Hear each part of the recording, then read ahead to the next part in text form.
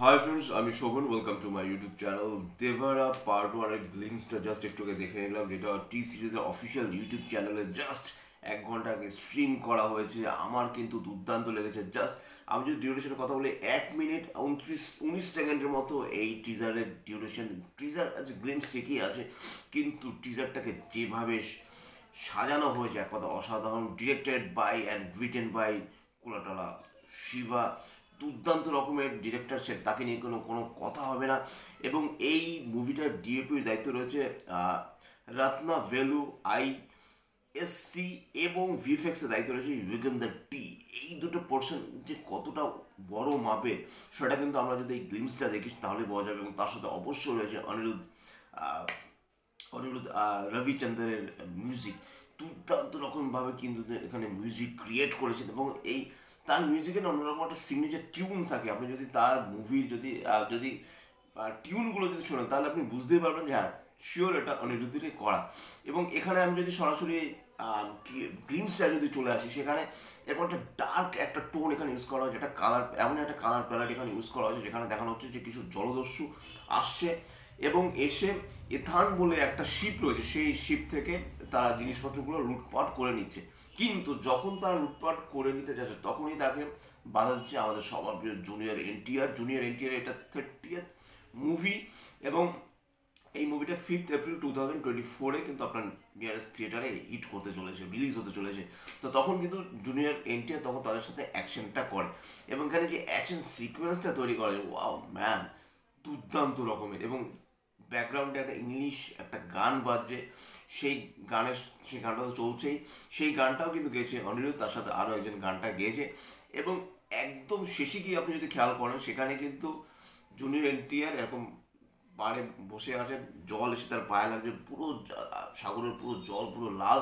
সে বলছে এখানে মাছের থেকে কিন্তু রক্ত মানে এইখানটায় বেশি খেলা করে। এবং তার ভয়েস, ওয়াও, তার ভয়েস, এই ভয়েসটা হিন্দি ডাব ভার্সনটা তিনিই দিয়েছেন, এবং এত সুন্দরভাবে তিনি বলেছেন। কোথাও গিয়ে কোনো রকম, যখন সাউথ ইন্ডিয়ান কোন একটা বা অ্যাক্টর যদি কোনো কথা বলে, তখন দেখবে তার মধ্যে একটা একটা অন্যরকম একটা কথা বলার একটা চেঞ্জটাই তাদের একটু আলাদা। আপনি বুঝতে পারবেন যে হয়তো বা সে তার হিন্দি মিডিয়ামটা মানে তার ফার্স্ট ল্যাঙ্গুয়েজ নয়, কিন্তু এখানে সেই জিনিসটা হয়নি। তারা এত যত্ন নিয়ে, এত সুন্দরভাবে, এত খেটে সব কাজ করেন, যার জন্য কিন্তু কোনো জিনিসেরই কিন্তু মানে নেগেটিভ সাইড নিয়ে না কথা বলার কোনো উপায় থাকে না। এবং এখানে কোলাটালা শিবা, সে যেভাবে সাজিয়েছে গ্লিমসটা, এক কথা অসাধারণ। দুর্দান্ত রকমের অ্যাকশন অ্যাম্বিয়েন্স এখানে সাজানো হয়েছে। একটা সিনের কথা বলতেই হবে, এবার আমার এই ভিডিওটা দেখার পর যদি কোনো ফেলো ইউটিউবের ভিডিওর সাথে মিলে যায়, তাহলে কিছু করার নেই।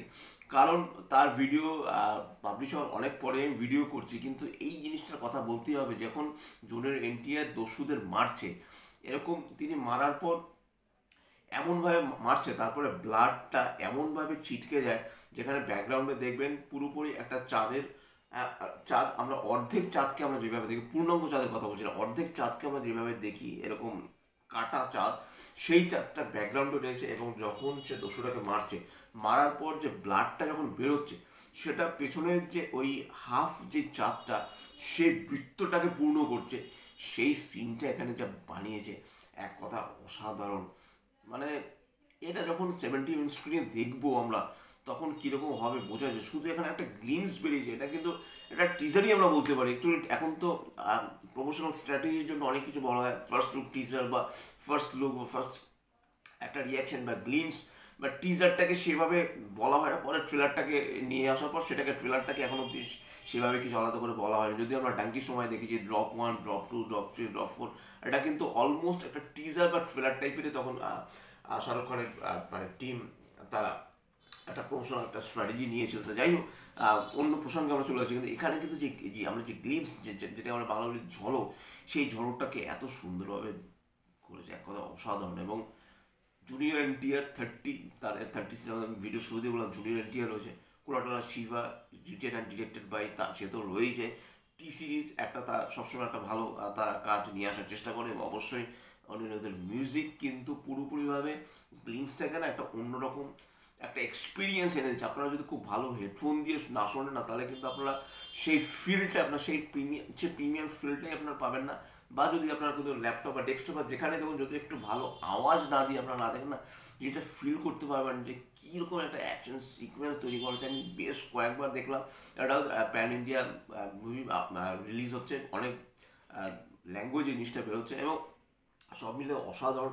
এবং এখানে জুনিয়র এনটিআর ছাড়াও কিন্তু এখানে আমরা ভিলেন হিসেবে সাইফ আলি খানকে দেখতে পাবো, জাহ্নবী কাপুর রয়েছে, প্রকাশ রয় রয়েছে, শ্রীকান্ত রয়েছে, শাইন টম চাকু রয়েছে, সাউথ ইন্ডিয়ান মালায়ালাম অ্যাক্টর, তিনি রয়েছে।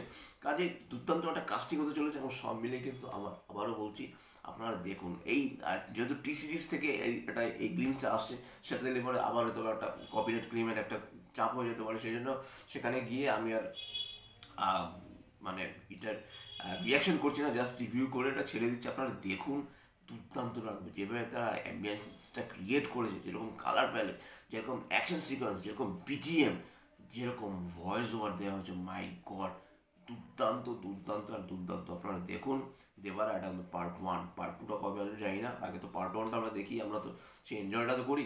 তা এই যদি আপনাদের দেবারের পার্ট 1 রিলিজটা ভালো লাগে থাকে, অবশ্যই সেখানে আমার এই রিভিউটা যদি আপনাদের তার সাথে ভালো লাগে থাকে, অবশ্যই লাইক শেয়ার কমেন্ট তো করবেন, তার সাথে সাবস্ক্রাইব করে দেবেন চ্যানেলটা, নোটিফিকেশন বেলটা অল করে দেবেন। আর আমার সাথে জুড়ে থাকতে হলে ইউটিউবের লিঙ্ক, ফেসবুকের লিঙ্ক, ইনস্টাগ্রামের লিঙ্ক আমার ডিসক্রিপশন বক্সে দিয়ে দেওয়া রয়েছে, সেখান থেকে আপনারা আমাকে কানেক্ট করতে পারেন। আশা করি আপনাদের ফাটাফাটি লাগবে জুনিয়র এনটিআর 30 এর দেবারা পার্ট 1 মুভি গ্লিমস।